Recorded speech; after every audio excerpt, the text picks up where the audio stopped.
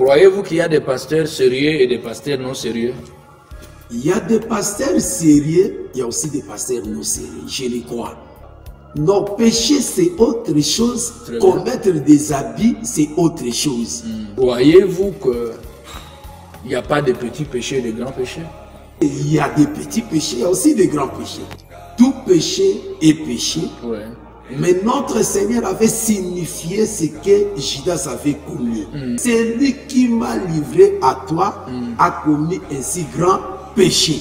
Oui, l'ensemble des saints Sambia Goodwill qui se situe ici à Goodwill a eu le jour, c'était vers le deuxième mois de l'année 2022. Donc c'est la première édition de cette 8 journées de l'enseignement évangélique qui est dénommée la tunique bigarrée. La tunique bigarrée, celui qui l'a porté, c'est Joseph. C'est dans Genèse chapitre 37. Donc nous invitons beaucoup de gens.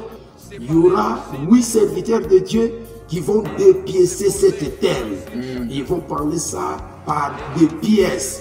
Cet événement, Dieu fera de grandes choses.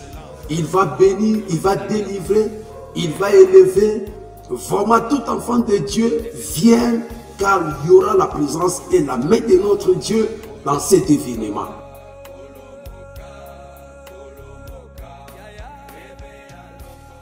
Bien-aimés dans le Seigneur, que Dieu vous bénisse de partout où vous êtes. Malem TV proche de vous, près de vous, à côté de vous, avec vous, pour vous, derrière vous. Faites du bruit pour le Seigneur Jésus-Christ. Ah oui, très bien. Nous sommes à Sambia, à l'église Assemblée de Saint-Sambia Goodwill.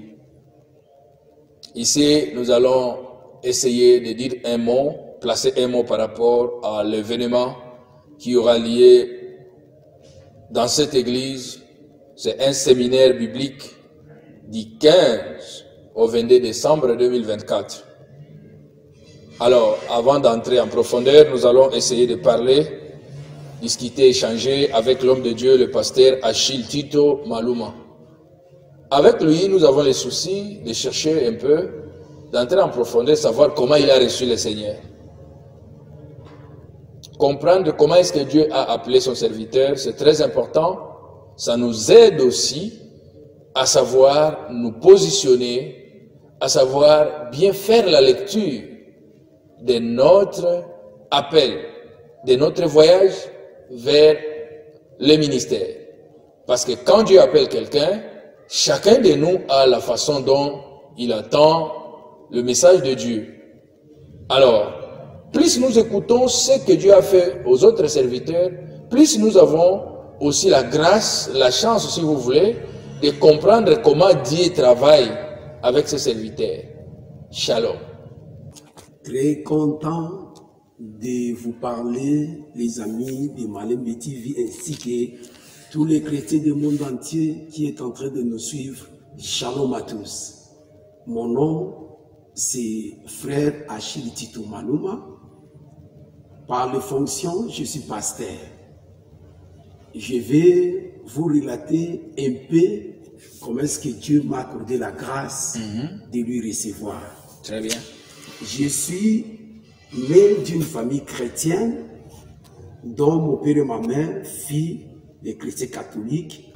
Chacun fait son choix et chacun reconnaît son Dieu là où il prie. Très bien. Et nous, nous étions des enfants. Quand nous sommes nés, nous avons trouvé nos parents étaient des catholiques. Et notre grand bénéfice, c'était un chemin pour venir connaître le véritable Dieu. C'est que nos parents ont tracé un chemin. Sans l'église catholique, on ne pourrait pas avoir la crainte de Dieu. On ne pourrait pas connaître aussi Jésus-Christ et Dieu, malgré le fils de Marie. Et là-bas, on nous a appris de bonnes vertus, avoir le respect aux parents, de ne pas voler, de ne pas injurer, de ne pas se battre. Toutes ces choses nous ont aidés de devenir ce que nous sommes aujourd'hui. Très bien. Je crois que c'est une bonne lecture parce que, vous savez, beaucoup peut-être peuvent seulement dire l'église catholique et tout ça. Non, mais quand même, vous avez reconnu que là-bas, on a posé les fondements, on vous a élevé déjà avec cette allure-là. Et aujourd'hui, vous avez ajouté un plus sur ce que l'église catholique ou les parents ont eu de cette église. Très bien. Comment est-ce que vous avez reçu le Seigneur en dehors de cette naissance-là biologique? J'ai eu la grâce de parcourir un long chemin pour recevoir le Seigneur. Dans l'église catholique, je suis allé à Malongi, mais malheureusement, je n'ai pas pu être baptisé. J'avais mon frère qui m'a prêché, il m'a appris comment chanter parce que j'ai fait un choriste à l'époque. Il m'a mené dans un choral, dans une église protestante. C'est là où je suis entré comme un choriste. Là aussi, j'ai participé, mais je n'avais pas connu le Seigneur dans son entièreté. J'étais seulement un membre qui venait chanter et qui repartait. Très bien. Quitté Kinshasa à Brazzaville. Très bien. Vers 1986. Arrivé là-bas, maintenant, Dieu m'a fait grâce d'accepter le Seigneur dans l'église Nzambe Malam. Okay. Là, on m'a prêché Jésus-Christ comme seul sauveur et Seigneur personnel. C'est là où j'ai crié, j'ai rencontré le frère qui prie aussi Jésus. En évoluant comme choriste, j'ai reçu le baptême au fleuve du Congo. Quitté Pointe-Noire vers les années 94-95, je suis rentré à Brazzaville. J'ai quitté Brazzaville pour Pointe-Noire. En arrivant là-bas, Dieu m'a mené dans une église encore SLM, une église chrétienne. C'est là où j'ai commencé maintenant à servir le Seigneur comme serviteur, comme modérateur, comme prédicateur. Quitté Pointe-Noire vers les années 2000, je suis rentré à Brazzaville. J'ai repris encore de servir Dieu dans l'église Nzambe Malam. Encore. J'ai quitté Brazzaville, je suis rentré à Kinshasa vers 95. J'ai effectué un voyage vers le lac Maïndombe. Le lac Maïndombe, c'est où? C'est dans les Bandundu. À Bandundu. Ouais. Là où j'ai rencontré un homme de Dieu, Didier, maintenant qui m'a prêché l'évangile éternel. C'est là où vers 96 que j'ai rencontré l'évangile éternel. Et l'année 97, je suis rentré à Kinshasa. Je suis allé chercher l'église Assemblée des Saints et je me suis retrouvé dans l'église des Saints d'Enkoli à Kingasani auprès du prophète Michel Lubamba et pasteur Emmanuel Ntumba. Ce sont eux qui m'ont encadré. Je suis resté dans leurs pieds et jusqu'aujourd'hui, vers 2013, ils m'avaient consacré comme pasteur. Très bien, vous avez quitté là-bas, vous vous êtes retrouvé ici. Oui, j'ai quitté Nzambe Malam, c'est par rapport à un voyage. Lorsque j'ai quitté Brazzaville, je suis revenu à Kinshasa. J'ai oublié un petit parcours, je suis allé dans le monde des Oliviers. Je suis aussi quelqu'un parmi les fondateurs qu'on a bâti l'église de réveil Mont des Oliviers. On a évolué là-bas. En quittant Mont des Oliviers maintenant, c'était vers le voyage de lac Maïndombe que j'ai rencontré l'évangile éternel. Quand j'ai rencontré cet évangile, quand je suis rentré maintenant, j'ai cherché à me poser les pieds dans l'Assemblée des Saints.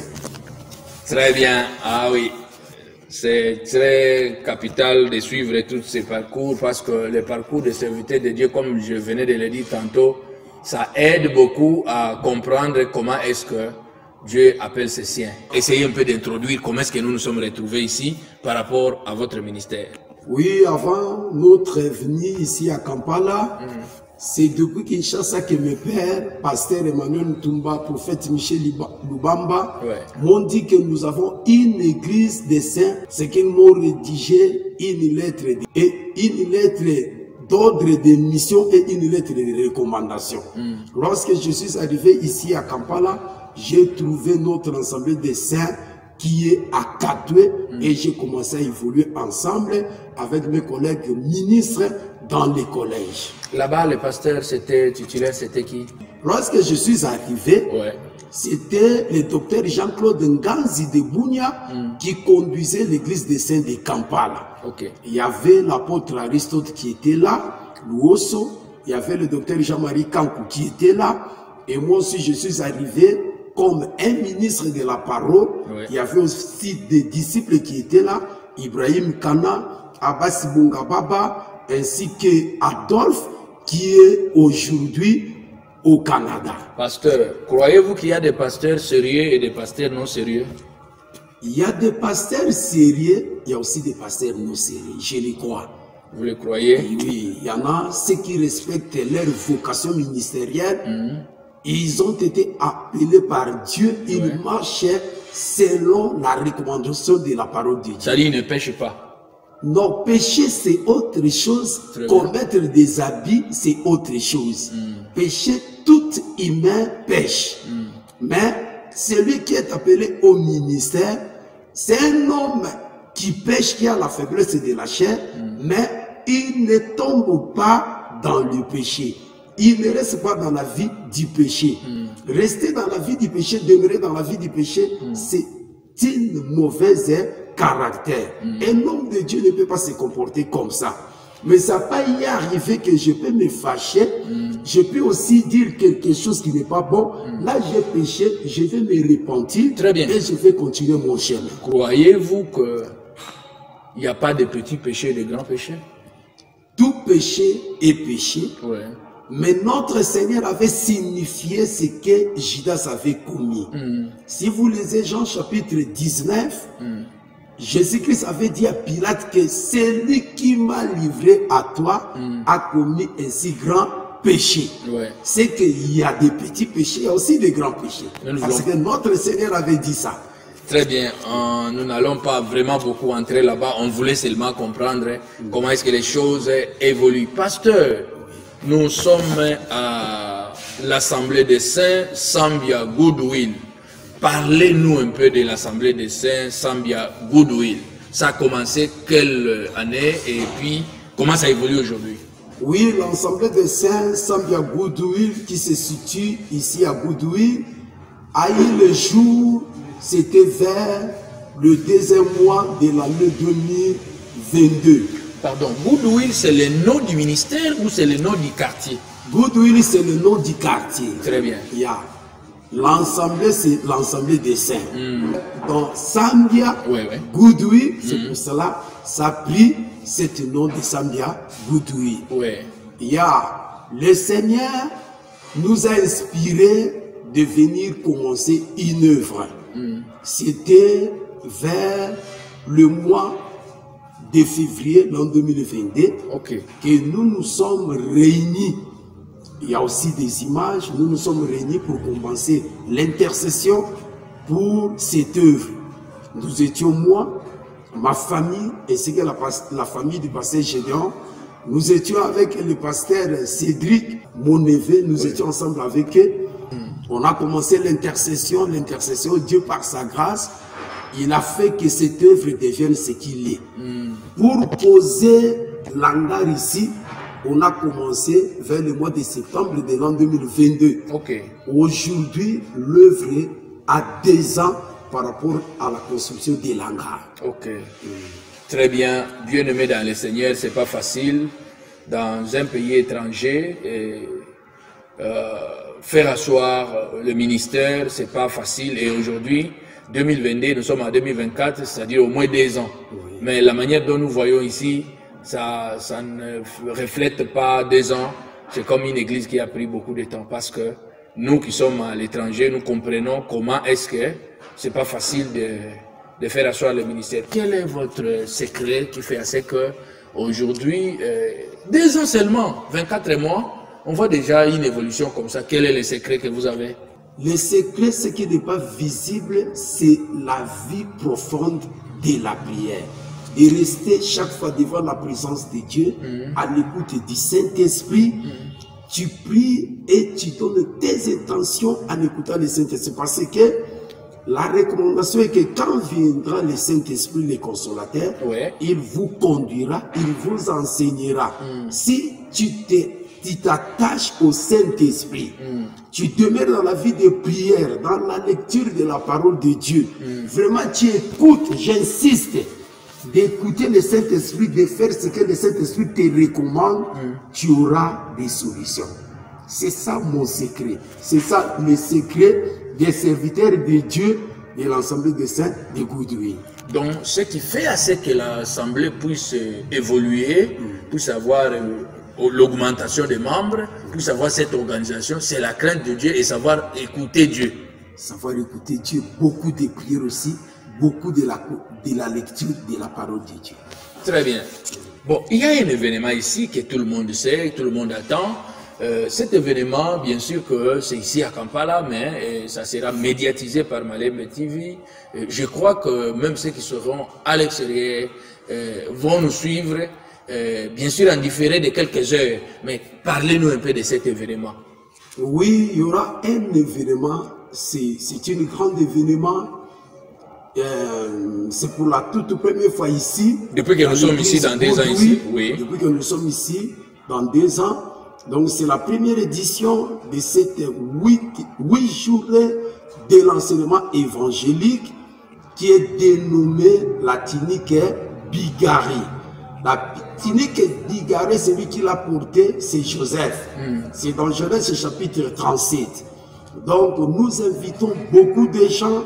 Le thème c'est l'événement, le vêtement de Joseph qu'il avait porté pendant son parcours de Canaan en Égypte.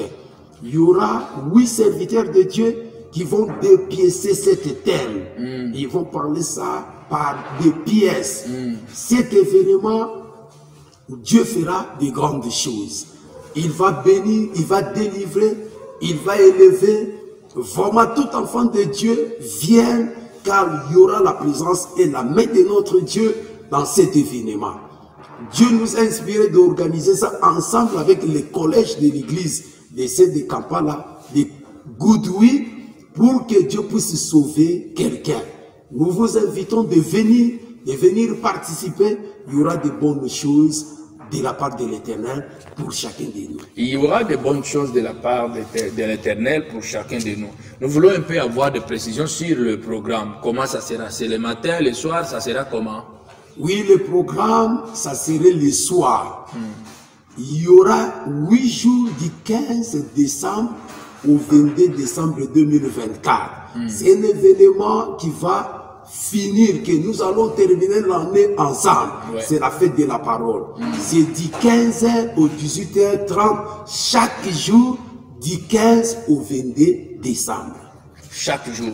Le premier jour là, du 15 là, ça sera quel jour? Ça sera un certain lundi ou un certain dimanche, comment? Le 15, ça serait un dimanche. Okay. Donc les événements se passent tous les après-midi. Ça serait un dimanche aux après-midi. Aux après-midi. Très bien, bien-aimés dans le Seigneur, vous avez suivi avec beaucoup d'attention, beaucoup d'intérêt. Ce sont des événements comme ça qu'il ne faut pas rater. Il faut arriver. Il faut, parce que Dieu, quand il met quelque chose dans la bouche de son serviteur, je sais que peut-être il t'a visé toi, et on ne sait pas, peut-être c'est moi, et tous nous serons là, nous allons louer, adorer Dieu, écouter la parole de Dieu, parce qu'il a dit quelque chose de très important. Il a dit, on va dépiécer cet habit-là. Donc je sais qu'il y aura des révélations, pasteur. Il y aura des révélations. On va parler de ça par rapport à 4 dimensions de l'évangile. 1 Corinthiens chapitre 14, verset 6e. Les hommes de Dieu parleront de la dimension prophétique, de la dimension révélationnelle, de la dimension de la connaissance et de la dimension de la doctrine. Donc, ils vont simplifier cet thème pour que tout et chacun de nous puisse avoir sa part. En tout cas, bien-aimés dans le Seigneur, ces 4 dimensions-là, c'est très important, c'est très important. Je sais que la communauté chrétienne congolaise à Kampala, soit toutes les communautés, même des Ougandais, ils sont invités et ils seront là. Oui, ils seront là. Nous invitons toute personne, la communauté congolaise, les Ougandais, les Israéliens, et tout le monde, il y aura la traduction en anglais, et tout le monde aura sa part. Nous invitons tout le monde au nom de Jésus-Christ. Bien-aimés dans le Seigneur, on va traduire en anglais. Donc, c'est déjà une grande partie du monde qui va suivre cet enseignement, cet événement. Nous savons que ta présence est très indispensable et cet événement, c'est pour toi. Pasteur, est-ce qu'il y a-t-il des questions que nous n'avons pas posées qui vous pouvez bien fixer, les enfants de Dieu qui vous suivent dans ces quelques minutes par rapport à vous, par rapport à votre ministère, par rapport à votre arrivée, par rapport à ce démarrage de ce temple, de l'église des saints, de l'assemblée des saints, Sambia Goodwill? Oui, peut-être d'autres petites questions. Vous savez, par rapport au parcours d'un homme de Dieu, il y a beaucoup de réalités, il y a beaucoup de choses. Peut-être nous n'avons pas mentionné. Une fois, nous filmons aussi des musulmans. C'est que le parcours d'un homme de Dieu a des réalités. Vous avez goûté un peu l'islam? Oui, j'étais aussi dans l'islam. Je m'appelais Abdul. Bon, c'est Dieu qui nous a fait passer. Ça, c'était... Attendez d'abord, pasteur, vous avez ouvert cette histoire. Bon, ça, c'était avant d'aller, de passer jusqu'à Brazza, tout ça, ou bien c'était déjà, vous avez d'abord été chrétien, après vous êtes encore allé à l'islam, après vous êtes revenu. Oui, je n'étais pas né de nouveau. Je dis que lorsque j'étais choriste, je partais seulement chanter. Mais arrivé à Brazzaville, c'est là où les choses se sont changées. C'est là où je suis devenu musulman. Après, j'ai accepté maintenant le Seigneur Jésus-Christ. Il y a une différence aller à l'église et être un chrétien. Ou bien accepter Jésus-Christ comme son seul Seigneur et Sauveur personnel. Naître de nouveau. Naître de nouveau. Donc, dans ce parcours-là, il y a des hauts et des bas dans le parcours d'un homme de Dieu. Mais si tu as l'appel, si tu as la vocation, si Dieu t'a appelé, te connaît, les choses passeront, mais tu seras déterminé d'arriver jusqu'au bout. Tu peux aller partout, tu vas aller, tu vas rentrer. Tu vas rentrer toujours au pied du Seigneur. Il va toujours te ramener. Tu vas rentrer là. Donc, ce n'était pas facile, mais Dieu a fait quand même grâce que nous puissions arriver là où nous sommes. Pasteur, une question de curiosité. Comment vous comprenez qu'il y a des serviteurs de Dieu qui servent déjà dans la maison de Dieu, qui ne sont pas encore baptisés? Parce que j'ai trouvé des gens comme ça, il est serviteur de Dieu, pasteur, mais il n'avait jamais été baptisé. C'est-à-dire quoi? Il est né dans l'église comme ici. Nous avons des jeunes qui grandissent et demain il est lecteur, protocole, il devient pasteur. Peut-être chez vous ici, vous allez comprendre qu'il n'a pas été baptisé. Mais s'il quittait ici, il va ailleurs. Il était déjà serviteur de Dieu, il sert, mais il n'avait pas été baptisé. Et il y a beaucoup de serviteurs comme ça qui sont même baptisés la nuit. Donc ils peuvent venir vous voir que, pasteur, maintenant je suis comme un fantôme. Qu'est-ce que je peux faire? Quel conseil pouvez-vous donner à ces gens-là? Ça c'est la première, la dernière question. Merci pour les questions. Vraiment, ce sont des questions pertinentes, mais on va essayer à répondre un petit peu par la grâce de Dieu. Amen. Le problème de baptême, si quelqu'un n'est pas baptisé, il n'est pas sauvé. Si quelqu'un n'est pas sauvé, il ne peut pas sauver l'autre. Parce que Jésus-Christ a recommandé à ses disciples aller partout aller partout prêcher la bonne nouvelle à toute la création. Ceux qui croiront sera baptisé, sera sauvé. Donc la vie éternelle, le salut, on les reçoit par rapport au baptême d'eau. C'est que si quelqu'un n'est pas baptisé d'eau, même s'il impose les mains aux gens, même s'il prêche la parole de Dieu, il n'est pas sauvé, il ne peut pas aussi donner la vie à ceux qui lui écoutent. Vraiment, les hommes de Dieu, il faut respecter la marche de la parole de Dieu. Si vous écoutez la parole de Dieu, accomplis tout ce que la Bible recommande. Vous croyez, vous êtes baptisé d'eau et vous serez baptisé du Saint-Esprit. Il y en a ceux qui reçoivent la grâce de recevoir le baptême du Saint-Esprit avant le baptême d'eau. Mais pour être sauvé, pour que tes péchés soient pardonnés, il faut que tu sois baptisé d'eau. Les serviteurs de Dieu comme ça, qui ont fait des choses pareilles, il n'a qu'à revenir à réparer. C'est-à-dire faire quoi?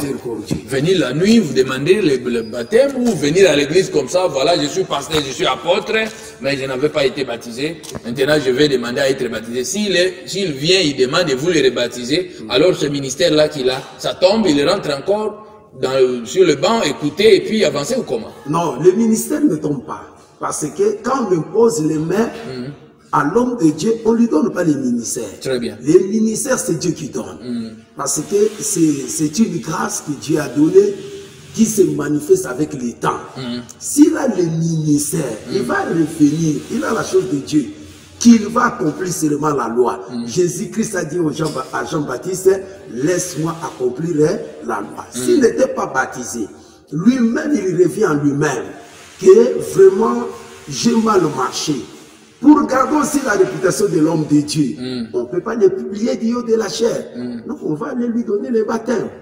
On lui donne le baptême, il continue son ministère, rien ne change, et Dieu sera là pour nous donner la vie. Très bien, un mot pour les jeunes par rapport à la question que nous vous avons donnée. Oui, je donne les conseils aux jeunes gens.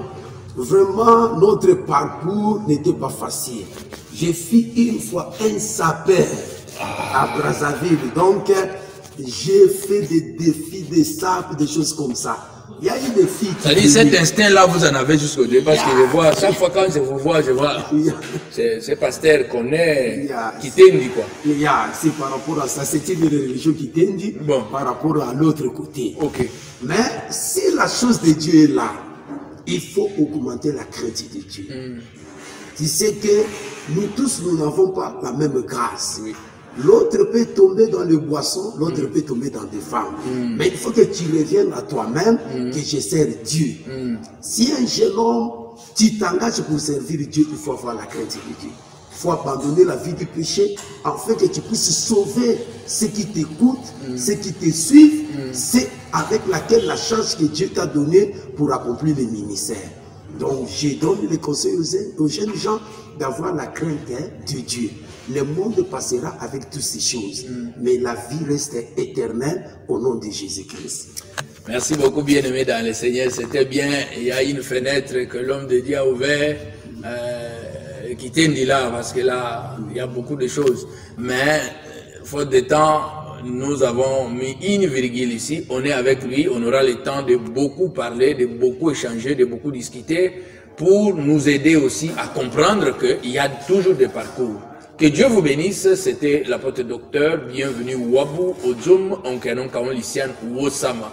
Malembe TV, proche de vous, près de vous, à côté de vous, avec vous, pour vous, derrière vous.